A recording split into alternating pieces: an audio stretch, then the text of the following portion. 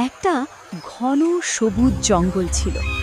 সেই জঙ্গলে সারা দিন পাখির ডাক, পাতার মর্মর শব্দ আর নানান প্রাণীর চলাফেরা লেগেই থাকত। এই জঙ্গলেই থাকত এক বিষধর সাপ। তার নাম নাগু। নাগু খুব বুদ্ধিমান ছিল, কিন্তু ভীষণ অহংকারী। সে থাকত একটা পুরনো বটগাছের গর্তে। নিজের বিষ আর শক্তির জন্য সে মনে করত, এই জঙ্গলে আমি সবচেয়ে ভয়ঙ্কর। জঙ্গলের ছোট প্রাণীরা নাগুকে দেখলেই পালাত।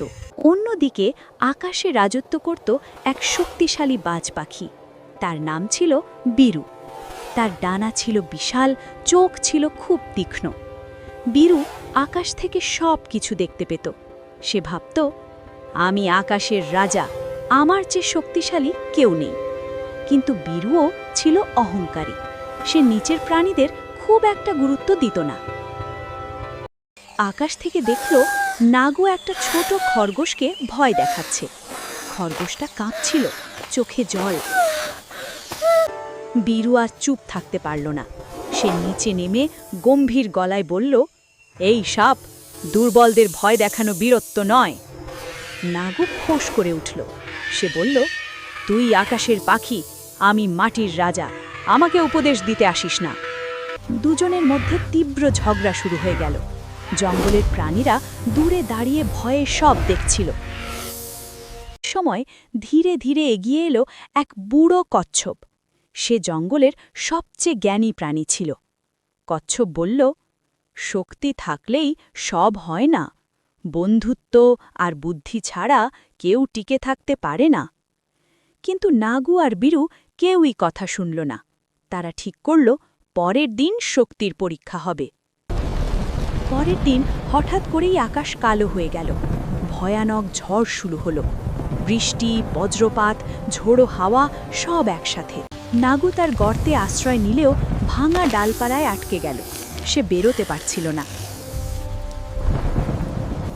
অন্যদিকে বীরুর ডানা ভিজে গেল।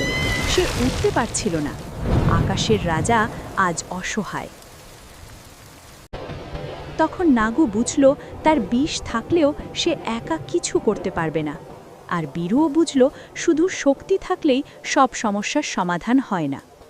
শেষ পর্যন্ত বীরু গাছের ডাল দিয়ে নাগুকে বের হতে সাহায্য করল। আর নাগু তার বিষের ভয় দেখিয়ে কিছু শত্রু প্রাণী তাড়িয়ে দিল। ঝড় থামল, আকাশে রোদ উঠল। নাগু লজ্জিত হয়ে বলল, আমি ভুল করেছিলাম, অহংকার আমার চোখ ঠেকে দিয়েছিল।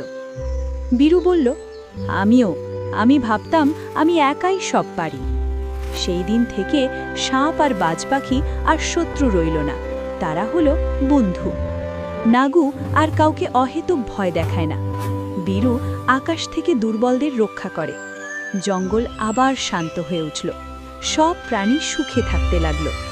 আর এইভাবেই অহংকার হার মানল বন্ধুত্বের কাছে।